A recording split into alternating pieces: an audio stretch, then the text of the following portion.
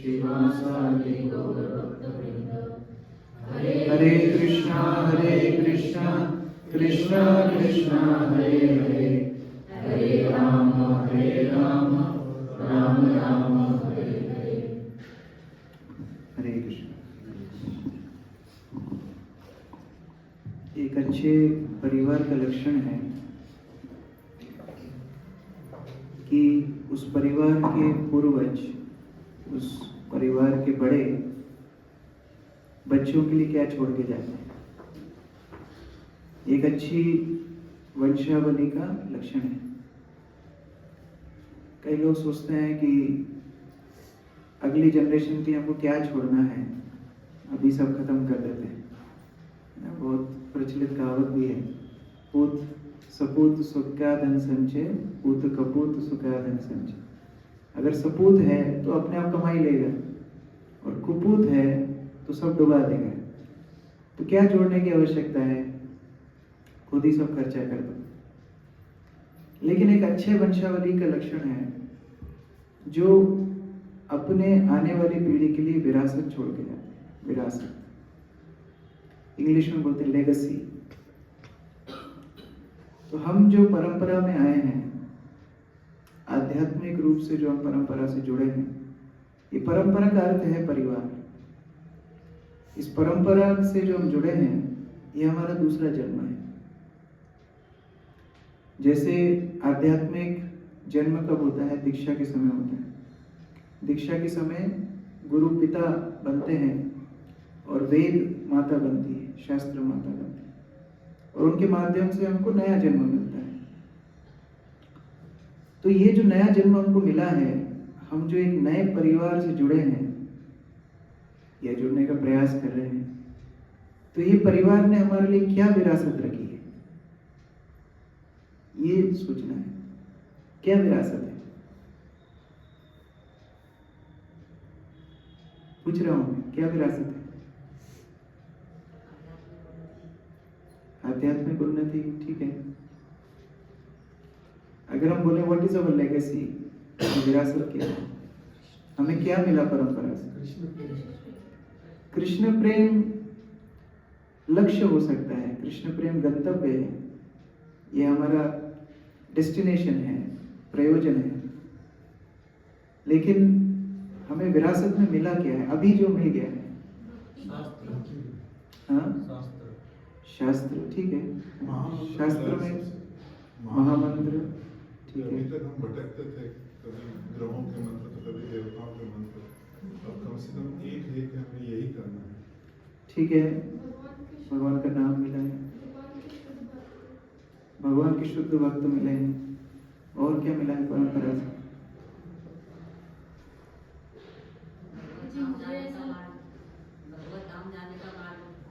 भगवत धाम जाने का मार्ग मिला है। मुझे मतलब पर्सनली लगता है कि जो हमारी परंपरा में हाई स्टैंडर्ड ऑफ जो तप है, जो दीक्षा है, 4 नियमों का पालन, वो मुझे लगता है। 4 नियमों का पालन, ठीक है। 4 नियमों का पालन मिला है, इस्कॉन मिला है, ठीक है। इन सभी बातों को अगर एक चीज में समेटें, जैसे शास्त्र मिले हैं, तो शास्त्र क्या बताते हैं? हरिनाम मिला है, तो हरिनाम क्या उत्थान करता है, क्या जागृत करता है? इस्कॉन क्या सिखाता है? 4 नियम से क्या होगा? कृष्ण, हाँ, भगवान के बारे में जानना। वेरी गुड, थोड़ा क्लोज। भगवान, हाँ, वेरी गुड, यही पूछ रहा है, यही सुनना चाह रहा है। हमारा जो संबंध भगवान से खो गया, लुप्त हो गया, सुप्त हो गया, वो संबंध परंपरा ने हमको दोबारा दिया। ये सबसे बड़ा अवदान है परंपरा का। बहुत सारे इस तरह संस्थाएं हैं, बहुत सारे इस तरह आध्यात्मिक केंद्र हैं, जहां हम जो कुछ कर रहे हैं वहां भी होता है। हो सकता है वहां भी जल्दी उठते हैं लोग, वहां भी आरती होती है, वहां भी ऐसे संघ होते हैं, वहां भी पुस्तकों का वितरण होता है, वहां भी खूब लंगर चल रहे हैं, प्रसाद का वितरण हो रहा है, वहां भी विग्रहों की पूजा है, वहां भी बड़े बड़े मंदिर हैं। लेकिन ये गौड़ीय परंपरा से जुड़ के जो हमें मिला है वो है कृष्ण के साथ हमारा संबंध।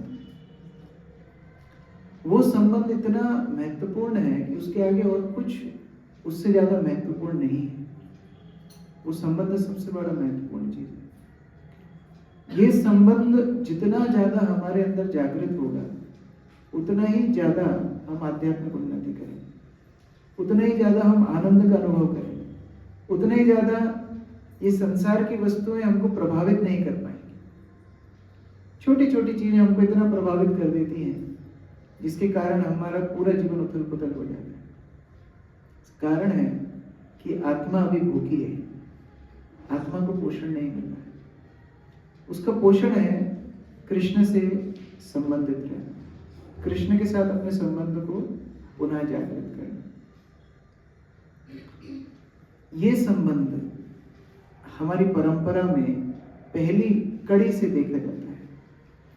ब्रह्मा जी का जन्म हुआ, ब्रह्मा जी के जन्म के बाद ब्रह्मा जी को पता नहीं पड़ रहा है कि मैं कौन हूं, मुझे कहाँ जाना है, मैं कहाँ से आया हूं, मेरे लिए करनीय क्या है, व्हाट इज माय ड्यूटी। तो ब्रह्मा जी को भगवान ने क्या गिफ्ट किया? संबंध उजागर किया कि ब्रह्मा तुम मुझसे आए हो, तुम मेरे प्रकाश हो और मेरी आज्ञा से सृष्टि करो। संबंध आया, सेवा आई। नारद मुनि आगे, नारद मुनि ब्रह्मा जी से प्रकट होते हैं, ब्रह्मा जी के मानस पुत्र हैं।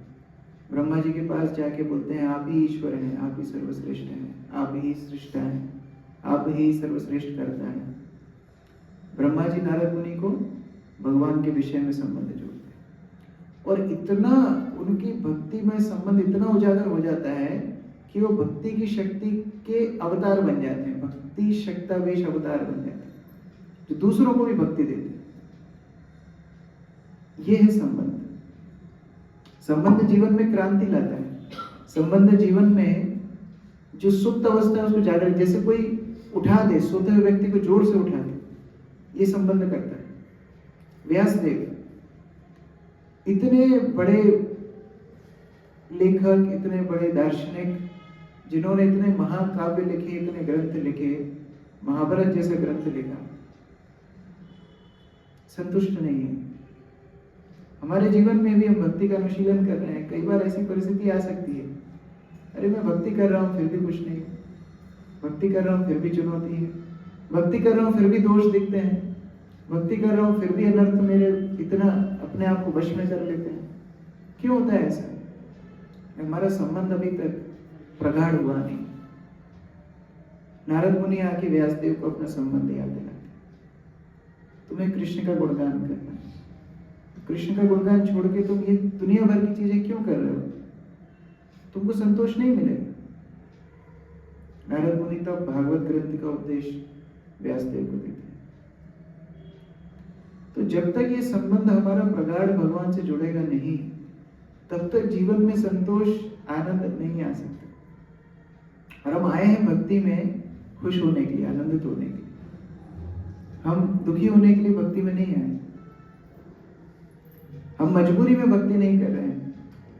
कोई आपको फोर्स कर रहा है भक्ति करने के लिए, करना पड़ता है थोड़ा थोड़ा बीच में, लेकिन ऐसा नहीं है आप जब तक बात मानेंगे तब तक ही भक्त लोग फोर्स कर पाएंगे। जब बात नहीं मानेंगे तो भक्त लोग भी कुछ नहीं बोल पाएंगे।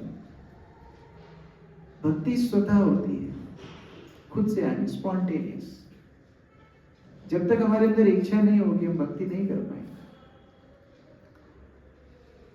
मैं आज जो ये भजन का चुनाव किया था, इसी संदर्भ में किया था।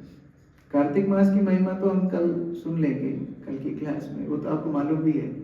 एक पग चलो, एक अश्वमेध यज्ञ मिलेगा, एक राउंड करो, 1000 राउंड का फल मिलेगा। इसे सेल स्कीम तो बार बार सुनी है, लेकिन मेन है कि हमारा संबंध कितना भगवान से उजागर हो रहा है। कितने कार्तिक व्रत हम करें, कितनी बार जन्माष्टमी, गौर पूर्णिमा हमारे जीवन में आएगी।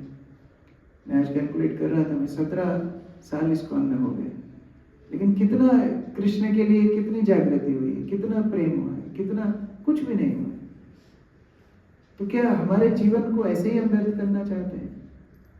ये भजन का सरल अर्थ है, इसको थोड़ा हम समझेंगे।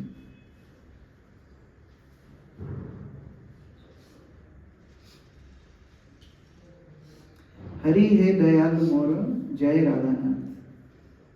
जो राधा रानी के नाथ हैं, जो स्वयं गोपियों के प्रेम को आस्वादन करते हैं, क्या उनको हमारे प्रेम की आवश्यकता है?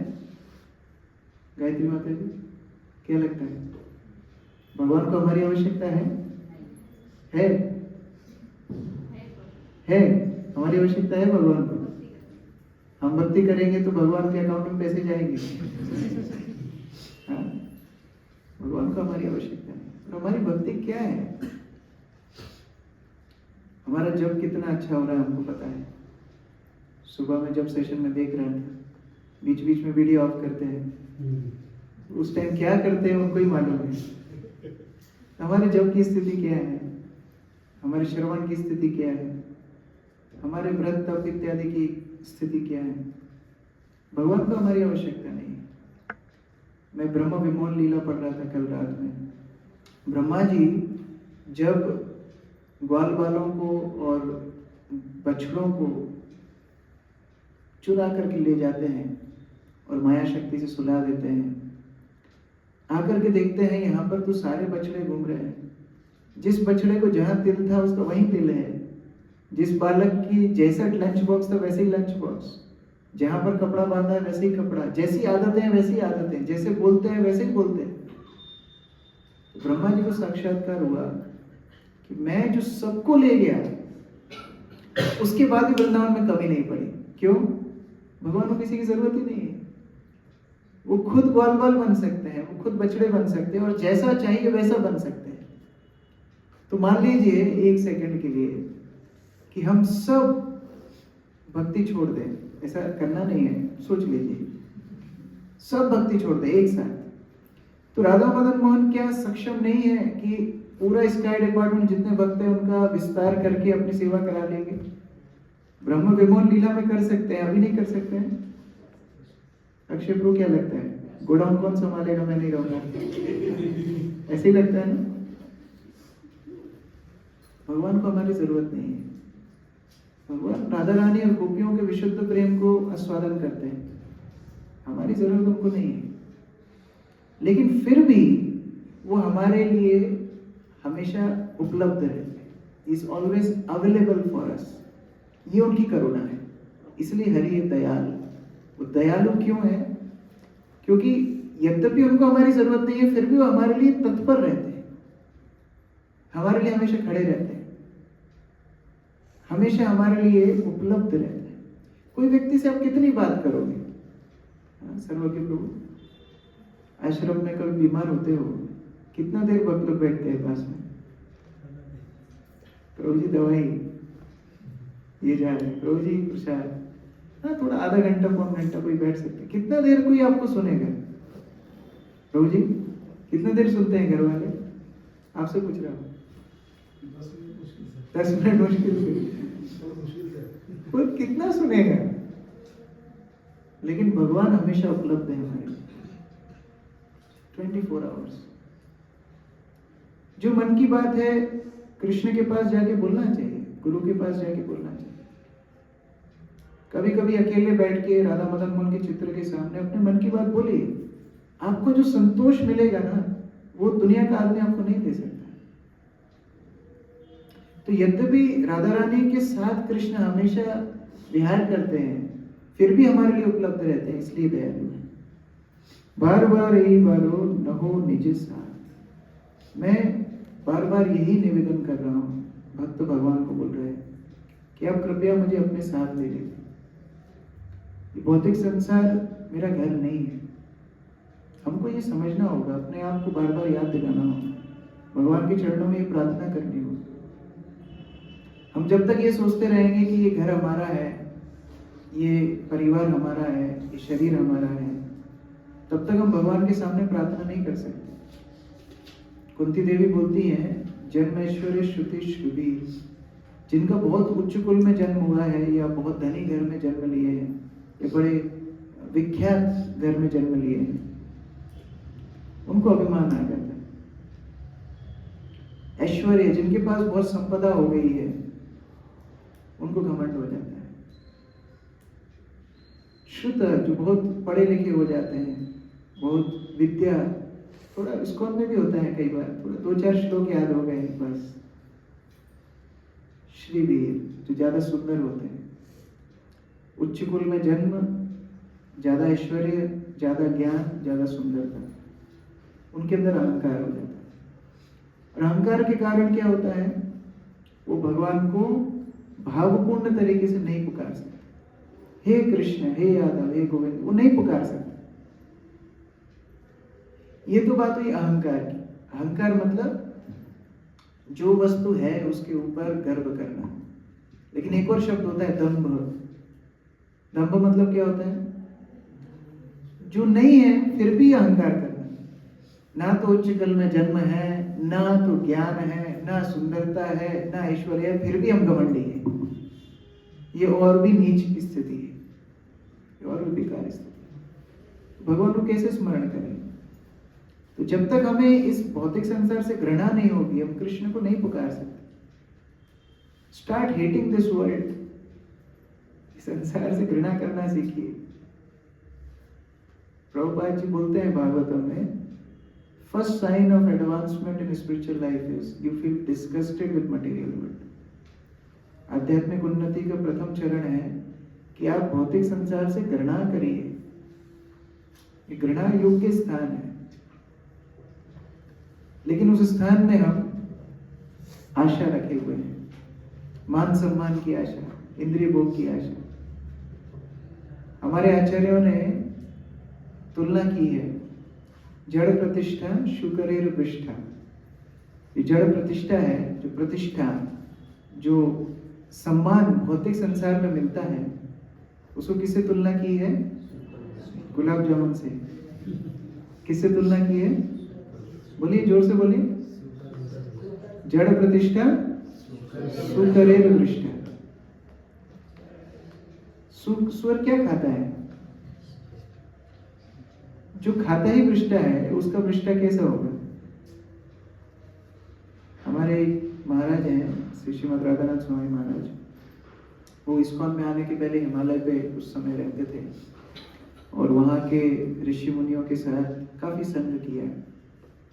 तो उन्होंने वहां से सीखा ये जड़ प्रतिष्ठा सुकरेर विष्ठा। तो हिमालय में जंगली सुअर होते हैं, तो जंगली सुअर की पृष्ठा जाकर के उन्होंने सूंघ के देखा। एक्सपेरिमेंट। आप लोगों को सुन के घिन आ रही है, लेकिन हम इसी के पीछे भाग रहे हैं। ये प्रतिष्ठा कितनी अच्छी लगती है हमको, और जब नहीं मिलती है तो कितना दुख होता है। भौतिक संसार में प्रतिष्ठा कई लक्षणों से बड़ी रिस्की है। क्यों रिस्की है? पहली बात तो ये कृष्ण का विस्मरण करा देती है, जैसा मैं भी बता रहा था। और दूसरा है कि जब ये प्रतिष्ठा एक बार मिल जाती है तो फिर आशा होती है बार बार मिलती रहे। जैसे आरव प्रभु को आज क्या मिला है? मालपुआ मिला है। क्यों मिला आरव प्रभु मालपुआ? क्यों मिला आपको मालपुआ? क्योंकि आप क्लास में टाइम से पहले हैं। जो लोग लेट आए हैं उनको 2 मालपुआ मिलेंगे, लेकिन जो लोग टाइम पे पहले आ गए उनको 1 मालपुआ। अब अगली बार आरव प्रभु क्यों आएंगे क्लास में पहले? क्योंकि मालपुआ मिलता है। लेकिन अगर मालपुआ नहीं मिला तो फिर दुखी हो जाए। जब नहीं मिला था तो वो आशा नहीं थी, लेकिन एक बार मिल गया तो अभी वो आशा लग गई। ये भौतिक संसार की प्रतिष्ठा है। तो भक्त का भगवान से यही निवेदन होना चाहिए कि भगवान, ये भौतिक संसार मेरा घर नहीं है, मुझे यहाँ नहीं रहना। इसलिए मैं बोल रहा था, स्टार्ट हेटिंग दिस वर्ल्ड। आपको जब तक ये संसार अच्छा लगता रहेगा, आध्यात्मिक उन्नति नहीं होगी। हम भक्ति में आके भी वही चीजें ढूंढेंगे जो भौतिक संसार में ढूंढ रहे हैं, और उसके लिए आध्यात्मिक संसार है। इसलिए क्या बोल रहे हैं भक्त? हे भगवान, मुझे अपने साथ ले लीजिए। बहु योनि भ्रमीनाथ लोहिनु शरण, निजे गुण कृपा करो अधम तारण। मैं बहुत बहुत योनियों में भटकता रहा, अब आपकी शरण में आया। ये मन में फीलिंग आती है? फीलिंग आती है मन में भूपेंद्र प्रभु कि ये फीलिंग आती है मैं तुमसे 2 महीने पहले जुड़ा, तुम्हें मेरी बात सुनना चाहिए। ये फीलिंग आती है कि ये फीलिंग आती है कि मैं बहुत लेट आया हूँ भक्ति में। इतने जन्मों से मैं भौतिक संसार में ही तड़प रहा था, भौतिक संसार ही मुझे अच्छा लग रहा है, मैं कितना लेट हो गया हूँ भगवत भक्ति में। ये फीलिंग आनी चाहिए। ये फीलिंग नहीं आनी चाहिए कि देखो मैं तुमसे पहले आया। क्या पहले आया? भक्ति भावना का खेल है। हमारी चेतना क्या है? वो हमारी भक्ति का स्तर है। बाह्य रूप से वही जब हम कर रहे हैं वही शुद्ध भक्त करते हैं, लेकिन अंतर क्या है? हमारी भावना का अंतर। इसी भावना को और प्रगाढ़ करना है। हम भागवत में अजामिल की कहानी सुनते हैं, कई बार आपने सुनी है, लेकिन अजामिल की कहानी से सीखना क्या है? अजामिल ने गलती की, अपने दोष के कारण उसकी स्थिति इतनी बुरी हो गई कि वृद्ध अवस्था में भी पाप कृत्य करता था। यमदूत सामने आया और यमदूतों को देख करके अजामिल की जो स्थिति हुई, उसका भय से पसीना छूटने लगा, इत्यादि इत्यादि। ऐसी स्थिति हमारे जीवन में भी आएगी, लेकिन अजामिल को भगवान ने दूसरा अवसर दिया। ठीक है, तुमने नारायण को बुलाया, यमदूतों को भगा दिया विष्णुदूतों ने। कहानी यहां खत्म नहीं होती। अधिकांश लोग भागवत कथा में यही कहानी यहीं तक बता के खत्म। कहानी इसके बाद शुरू होती है, जो भागवत ने बताया। अजामिल ने उस दूसरे अवसर का कैसे उपयोग किया, ये महत्वपूर्ण है। तुरंत चला गया हरिद्वार, सब कुछ छोड़ के, और वहां जाके भगवत नाम का जप करता। हरे कृष्ण कृष्ण कृष्ण हरे हरे, हरे राम राम राम हरे हरे। हरि नाम का जप करता है। वो हरि नाम का जप करते करते करते इतना शुद्ध हो गया, तब विष्णुदूत वो दोबारा आए, विमान में लेकर के गए। उस टाइम पे लेके नहीं गए। तो हमको भी अवसर मिला है कि हम भगवत भक्ति करें।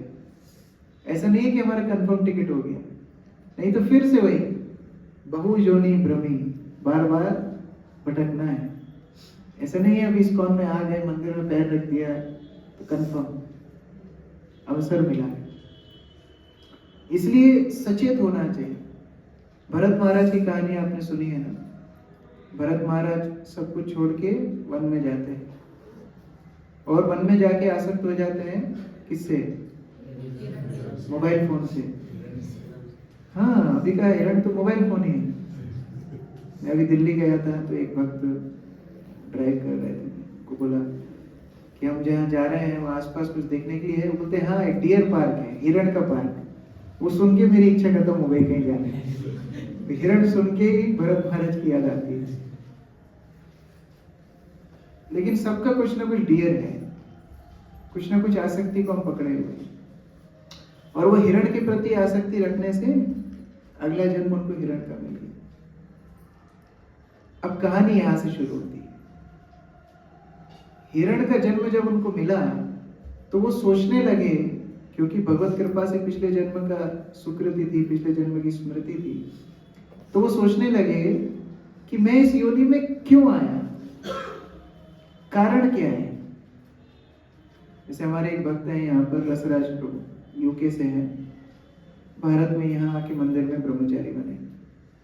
तो जब वो 1 साल, पिछले साल नए नए थे, तो 1 साल के अंदर उनको 15 से 16 बार डायरिया हुआ, और बहुत बुरा डायरिया, राइट। तो उन्होंने सोचा कि डायरिया बार बार हो क्यों रहा है, कारण क्या है।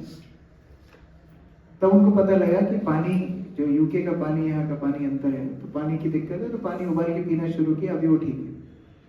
तो रोग का निवारण कब होता है? जब आप उसके कॉज को, उसके कारण को ढूंढे। तो भरत महाराज ने सोचा कि मैं हिरण बना क्यों हूं? आसक्ति के कारण।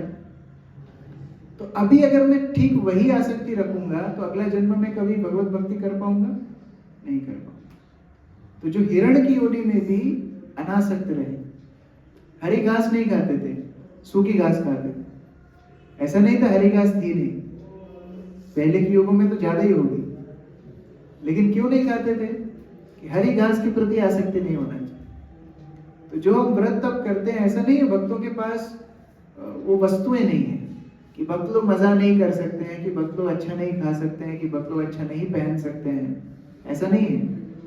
जानबूझ के विरक्त रहते हैं जिससे किसी वस्तु के प्रति आकर्षण इतना ना हो कि हम भगवान को भूल जाएं।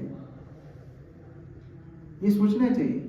मेरे जीवन में भी मैंने ये चुनौतियों का सामना किया। कई बार ऐसा लगता है ये थोड़ा सा कर लेते हैं, थोड़ा सा देख लेते हैं, थोड़ा सा चख लेते हैं, लेकिन वो वस्तु धीरे धीरे धीरे आपको इतनी हावी हो जाती है, कृष्ण को आप भूल जाते हैं।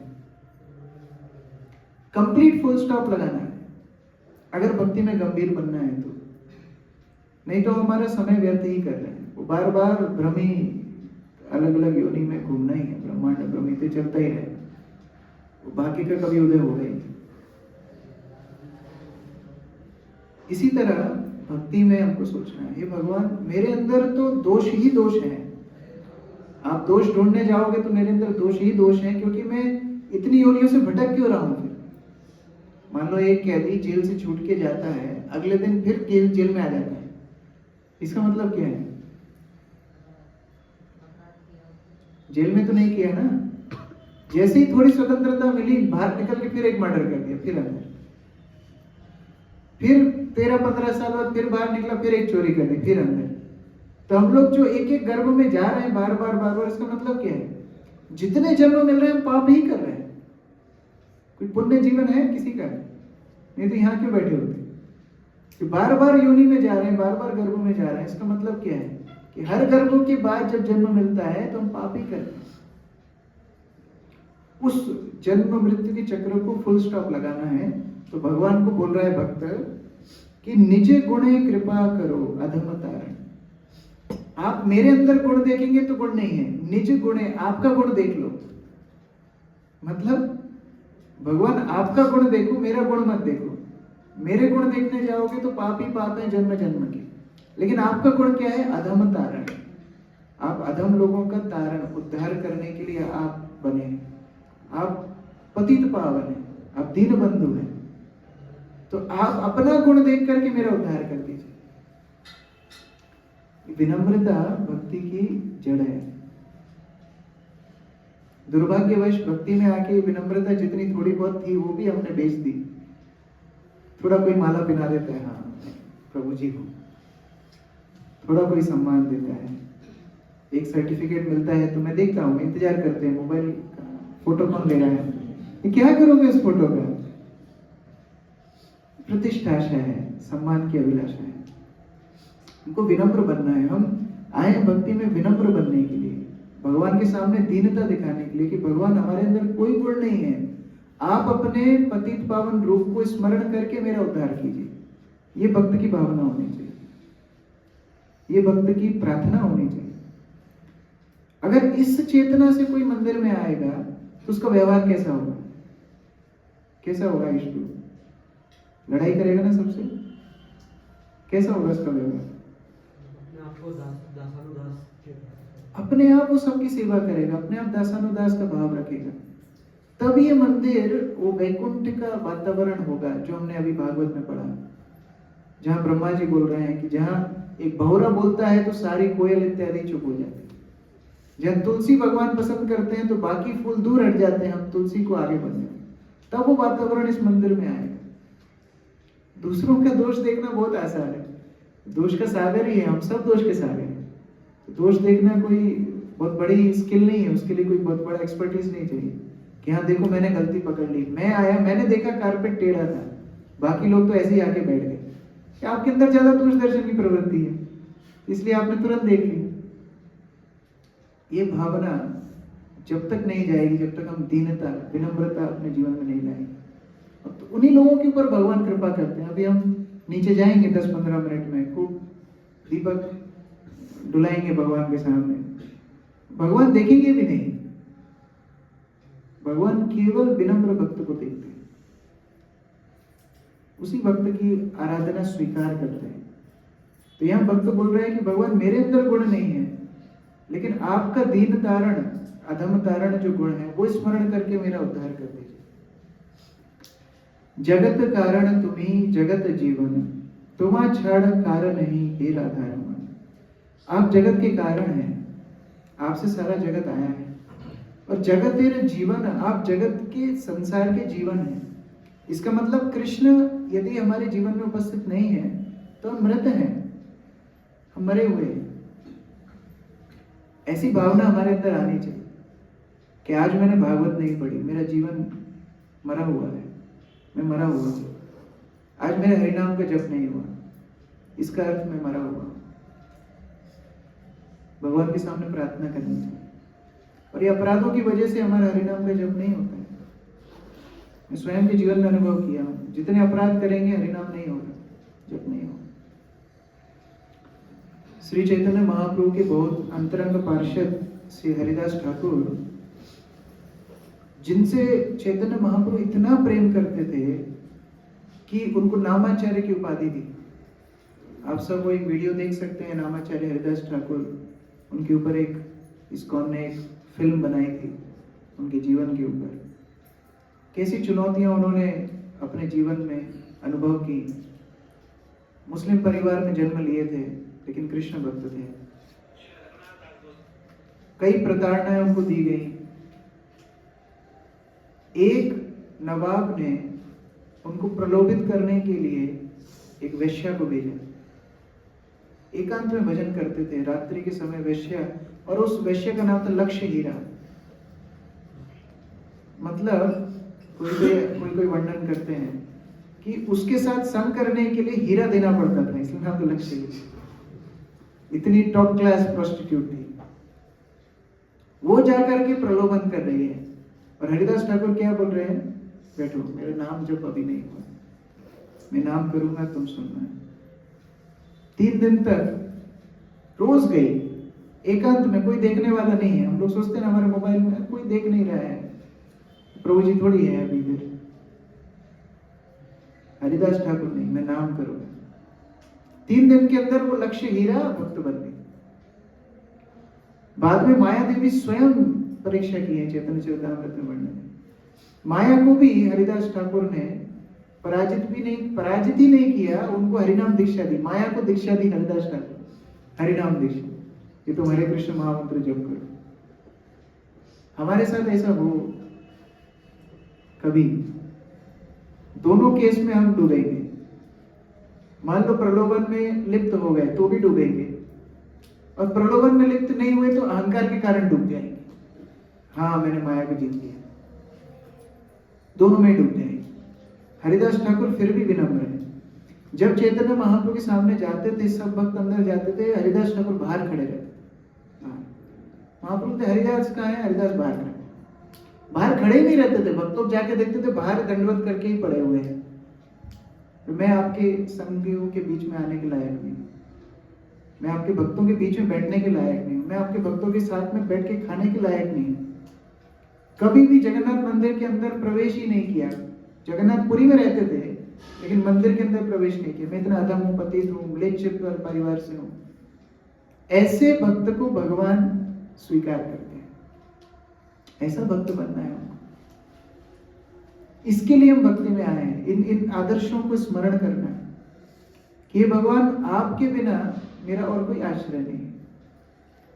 और अंतिम समय में जब हरिदास ठाकुर जब बहुत बूढ़े हो गए थे, एक दिन हरिनाम जप कर रहे थे, धीरे धीरे हरे कृष्ण कृष्ण कृष्ण हरे हरे, हरे राम राम राम हरिनाम जप कर रहे थे।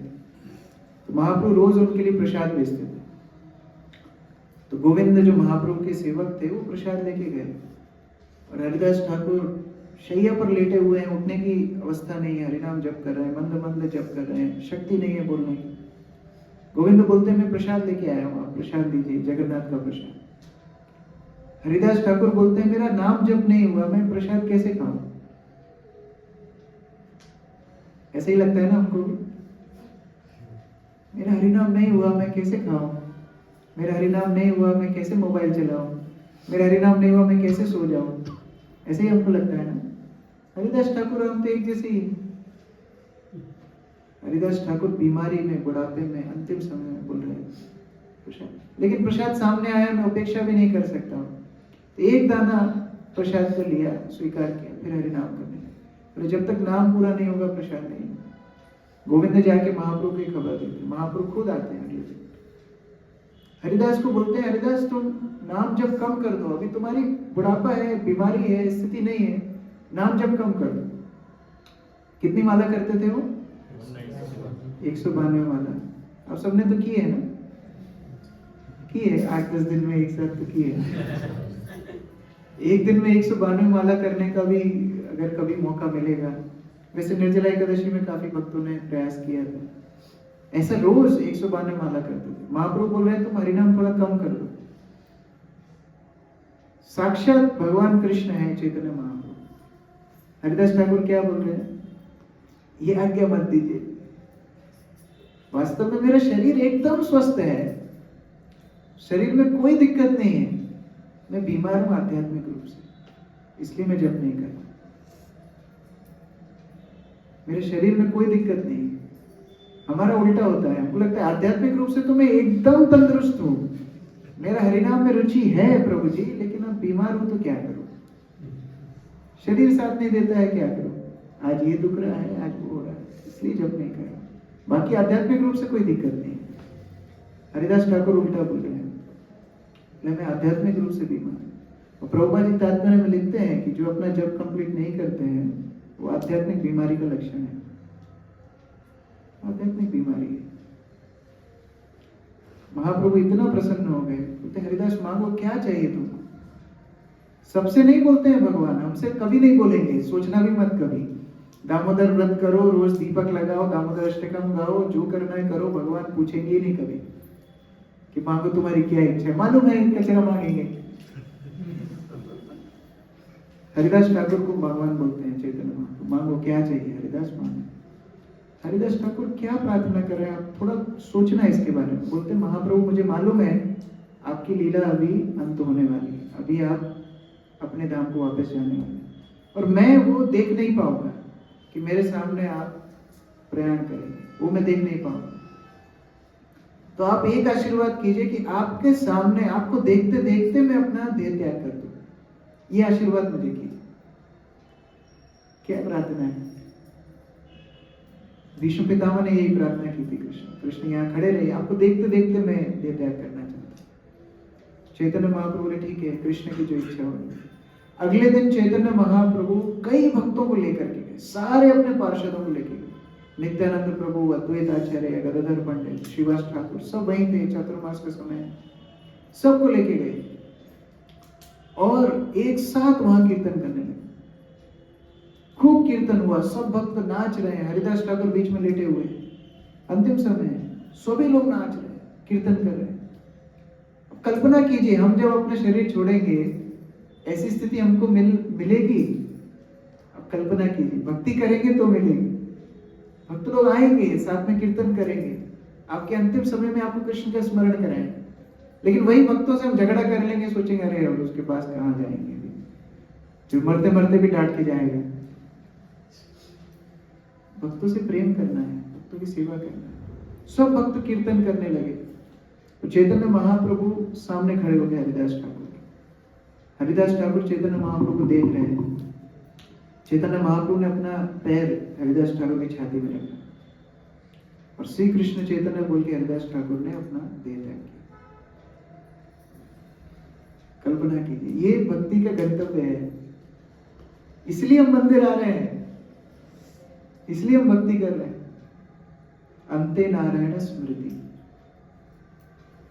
चैतन्य महाप्रभु जैसे ही हरिदास ठाकुर अपना शरीर छोड़ते हैं, चैतन्य महाप्रभु कीर्तन में निमग्न हो जाते हैं। हरिदास ठाकुर के शरीर को हाथ में उठा करके नृत्य करते हैं। ऐसा इतिहास में 2 बार ही हुआ है, एक भगवान शिव सती को लेके घूमे हैं और एक चैतन्य महाप्रभु हरिदास ठाकुर के मृत शरीर को उठा करके नृत्य कर रहे हैं। कितना प्रेम करते होंगे, सोचो उस वैष्णव ने अपना जीवन कैसे जिया होगा कि भगवान एक, हमको तो डेड बॉडी को स्पर्श नहीं करना चाहता है कोई, चैतन्य महाप्रभु मृत शरीर को उठा करके नृत्य कर रहे हैं। खुद अपने हाथ से लेकर के गए, समुद्र में स्नान कराया हरिदास ठाकुर के शरीर को, लेकर के समाधि का तैयारी की, अपने हाथ से समाधि दी, बालू डाली, और फिर अपने अंग वस्त्र से भीख मांग रहे हैं एक एक दुकान में कि आप मुझे, वहाँ आनंद बाजार में जगन्नाथ का प्रसाद मिलता है, भिक्षा कर रहे हैं, मुझे भिक्षा दीजिए, मुझे मेरे भक्त हरिदास के लिए प्रसाद कराना है। जब कोई अपना परिवार का जन जाता है तो हम भोज कराते हैं, चैतन्य महाप्रभु खुद भिक्षा मांग रहे हैं। ये भक्ति है, ये भक्त और भगवान के बीच का संबंध है। इसके लिए हम यहाँ आए हैं, ये स्मरण अपने आप को कराना है। और अगर हम गंभीर नहीं है तो फिर अपना समय व्यर्थ नहीं करना चाहिए। मैं तो सच बोलता हूँ, इससे अच्छा भौतिक संसार में जाइए, वहां थोड़ा दम मारो, दम कीजिए। यहाँ क्यों समय खराब करें? हम अपना भी समय खराब कर रहे हैं और भक्तों के बीच का परिवेश भी खराब कर रहे हैं। हम बोलते हैं ना, एक मछली पूरे तालाब को खराब कर सकती है। इसी तरह समुदाय में एक भक्त होगा जो निंदा करना शुरू करेगा, बस सबकी चेतना खराब कर देगा। एक भक्त होगा जो कमियां निकालना शुरू करेगा, एक भक्त होगा जो जप में ढीला होगा, एक भक्त होगा जो सब तरह के उल्टे पुल्टे काम करेगा और सब भक्तों की चेतना को खराब करेगा। गंभीर भक्त बनने के लिए हम आए, यहाँ भक्त वही प्रार्थना कर रहे हैं। भुवन मंगल तुम्हें भुवनेरपति, तुम्हें उपेक्षिले नाथ की हुई बेगति। आप भुवन का मंगल करते हैं, आप सभी का मंगल करते हैं। आप अगर मेरी उपेक्षा कर देंगे तो मेरी क्या गति होगी? अगर आप मुझे नेग्लेक्ट कर देंगे तो मेरी क्या गति होगी? मुझे भगवान की जरूरत है, मुझे भक्तों की जरूरत है, मुझे मंदिर की जरूरत है, ये भावना होनी चाहिए। मेरी जरूरत किसी को नहीं है, मेरी जरूरत मेरे परिवार को है। 10 मिनट है ना रोज, 10 मिनट सुनते हैं ना?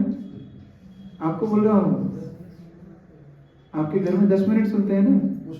मुश्किल से, हाँ सॉरी, इसलिए प्रभु जी कंफ्यूज हो गए। मुश्किल से।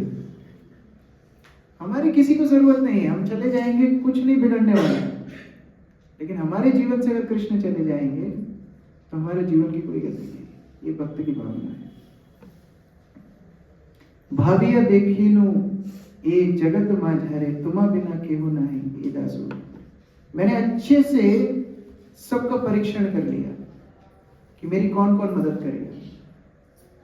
और परीक्षण का फल क्या है, रिजल्ट क्या आया, सर्वे का रिजल्ट क्या है? कोई मेरी मदद नहीं कर सकता। प्रहलाद महाराज नरसिंह को बोलते हैं, डॉक्टर मरीज को नहीं बचा सकता। जब बचा लेता है तो थैंक यू लेने के लिए आता है, और जब मर जाता है तो क्या बोलते हैं? भगवान की इच्छा थी। माता पिता बच्चे को नहीं बचा सकते। एक दक्ष कप्तान अपने नाव को नहीं बचा सकता। कोई भी आश्रय नहीं दे सकता है संसार। लेकिन कृष्ण, मैंने ये प्रशिक्षण का फल, मेरा जो रिजल्ट है वो ये आया है कि आप मेरी रक्षा कर सकते, तो मैं आपको कभी छोड़ूंगा। इसलिए गुरु महाराज हमको बोलते थे, never leave ISKCON, no matter whatever happens. कुछ भी परिस्थिति आए, भक्ति नहीं छोड़ना, भक्तों का आश्रय नहीं छोड़ना, अपनी साधना नहीं छोड़ना। ये भक्त की भावना होना चाहिए। मैं सुबह मॉर्निंग जपा टॉक में भी बता रहा था, टाइम हो गया क्या? ठीक है, 2 मिनट। मॉर्निंग जपा टॉक में भी बता रहा था मुरारी गुप्त की बारे में। महाप्रभु ने उनकी परीक्षा ली, मुरारी गुप्त तुम राम नाम लेना छोड़ दो। पूरी रात मुरारी गुप्त रोते रहे। सुबह उन्होंने क्या डिसाइड किया? आज मुरारी गुप्त का 13वां दिवस है। मुरारी गुप्त ने क्या डिसाइड किया? सुबह महाप्रभु को व्हाट्सएप भेज दूंगा कि हमसे नहीं होगा, ये डिसाइड किया ना उन्होंने। डिसाइड किया महाप्रभु के आदेश का उल्लंघन मैं नहीं कर सकता हूँ और राम नाम भी नहीं छोड़ सकता हूँ। इससे अच्छा मैं अपने जीवन को खत्म कर लेता, आत्महत्या कर लेता। तो महाप्रभु जो सर्वज्ञ है वो वहां पर आ गए। महाप्रभु बोलते, तुम कितने धन्य हो। से दास धन्य जेना छाड़े प्रभु चरण। वो दास धन्य है जो भगवान के चरण का आश्रय छोड़ेगा नहीं, अपना जीवन छोड़ देगा, भगवान के चरण नहीं छोड़ेगा। और हमारे जीवन में थोड़ी दिक्कत है, पहली चीज क्या छूटती है? भक्ति, माला, यही छूटती है। थोड़ा कोई भक्त ने गलती से प्रसादम देते देते थोड़ा चम्मच से आधा स्वीट राइस दिया, आधा देना छोड़ दिया, उसमें लड़ाई झगड़ा हो, मंदिर नहीं आऊंगा। ये हमारा पहला निश्चय, कंक्लूजन क्या होता है? मंदिर नहीं, भक्ति नहीं, माला नहीं। से ही दास धन्य जिना छाड़े प्रभु चरण, और से ही प्रभु धन्य जिना छाड़े निज जन। और वो प्रभु धन्य है जो ऐसे भक्त जो पूर्ण समर्पित है उनको कभी नहीं छोड़ते, और वो दास धन्य है जो अपने प्रभु को कभी नहीं छोड़ता। ये भक्ति का संबंध है। ये प्रार्थना करके हमको भक्ति में आना है। तो भक्ति में गंभीर होने के लिए हम यहाँ हैं। हमारे गुरुमाई बोलते थे, Krishna consciousness a serious business, गंभीर व्यापार है। अभी दामोदर मास आज से शुरू हो रहा है। जैसा कि मैंने शुरू में बोला, ये कहानियां तो मैं कल बताऊंगा संडे क्लास में कि क्या करने से क्या फल मिलेगा, लेकिन उसके लिए हम भक्ति नहीं कर रहे। एक भक्त प्रतिदिन भगवान के निकट जाना चाहता है, और निकट जाना, अपना संबंध को और उजागर करना। तो कृपया करके भगवान को प्रार्थना कीजिए। अभी नीचे जाके हम दामोदर अष्टकम का पाठ करेंगे। आप प्रार्थना कीजिए, हे भगवान मैं भक्ति में गंभीर हूँ। सुबह हम लोग जब सत्र कर रहे हैं, कृपया करके उठिए, कृपया करके उसमें आइए, वीडियो ऑन कीजिए, जब कीजिए भक्तों के साथ। ये कठिन नहीं है, और कठिन है भी तो क्या कृष्ण की प्रसन्नता के लिए हम इतना नहीं कर सकते? ठीक है, कठिन है भी तो क्या परिवार के लिए नहीं करते हैं? क्या बच्चों के लिए नहीं करते हैं? तो कृष्ण के लिए इतना नहीं कर सकते हैं? रोज भागवत श्रवण कीजिए। जो लोग मंदिर आ सकते हैं मंदिर आइए, 1 महीना कम से कम आइए। आगे आदत पड़ जाएगी भगवान की कृपा से। और जो नहीं आ सकते हैं, कम से कम जूम पर प्रतिदिन, इतनी अपेक्षा है 5:30 से लेके जब करना है। बस 5 बजे तो कोई भी उठ सकता है, 5:30 से जब करना है सब भक्तों के साथ भागवत श्रवण करना है। क्या ये बहुत बड़ी एक्सपेक्टेशन है? पहले कई लोग मैसेज भेजते थे साधना ग्रुप पे, मैं देख रहा हूँ 7, 8, कभी 10, ग्रुप में 50 भक्त हैं। इसका मतलब क्या है? इसका मतलब क्या है? बच्चे रिपोर्ट कार्ड कब छुपाते हैं? या फेल हो जाते हैं। इसका मतलब भक्ति नहीं चल रही है। कृपया करके भक्ति में गंभीर हुई। आप अपना समय व्यर्थ कर रहे हैं। आप इस पद पर आने के बाद भी गंभीर नहीं होंगे तो इस अवसर को खो बैठे। तो कृपया करके मेरा करबद्ध निवेदन है, गंभीर हो जाइए, साधना डालिए, सुबह जूम पर आइए।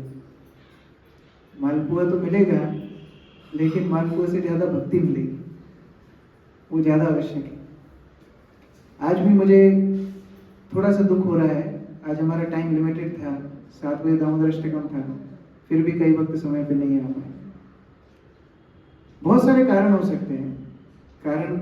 कारण समुद्र के अंदर ही भौतिक संसार है, कारण बहुत सारे हो सकते हैं, लेकिन जो गंभीर होगा वही भगवान को प्राप्त करेगा। जो गंभीर नहीं होगा भगवान को प्राप्त नहीं करेगा। तो ये चीजों के ऊपर आप गंभीरता से विचार कीजिए। मैंने एक और अनुरोध किया था सभी भक्तों को कि कार्तिक मास में क्या क्या व्रत लेंगे वो निश्चय कीजिए। अभी तो समय हो गया है, हम लोग को जाना है नीचे। आप लोग मुझे पर्सनली भेज सकते हैं व्हाट्सएप में, ग्रुप में भी डाल सकते हैं। सभी वैष्णव कृपा आपको मिलेगी। क्या कार्तिक मास में कृष्ण के लिए करना चाहिए, कृष्ण की प्रसन्नता के लिए, हमारा जप कृष्ण के लिए, हमारी भक्ति कृष्ण के लिए। तो क्या करना चाहते हैं उसमें लिखिए। कोई भक्त एक्स्ट्रा माला कर सकते हैं, कोई ये प्रण ले सकते हैं कि मैं रोज एक पुस्तक प्रभुपाद की किसी को दूंगा, कोई ये प्रण ले सकते हैं कि मैं भागवत का 1 अध्याय रोज पढ़ूंगा या गीता का 1 अध्याय रोज पढ़ूंगा। इस तरह अनेक हो सकते हैं। आप लोग इस तरह संकल्प लीजिए, और आज संकल्प लेंगे, रात में संकल्प लेके सोएंगे तो भगवान मदद करेंगे, अगले 1 महीने में उसको पूरा पालन कर लेंगे। संकल्प में शक्ति होती है। इस तरह मैंने कुछ कठोर बोला हो तो माफ कर देना, लेकिन जो भावना मेरे अंदर आज आ रही थी मैं आप लोगों के साथ शेयर करना चाह रहा था। और भगवान से आप मेरे लिए भी प्रार्थना कीजिए, मैं ठीक से जप कर सकूं, ठीक से भक्ति में आगे बढ़ सकूं, वैष्णव निंदा बंद कर सकूं। आप लोग की प्रार्थना से ही संभव है। हरे कृष्ण। श्रील प्रभुपाद की जय। समवेत भक्त की जय।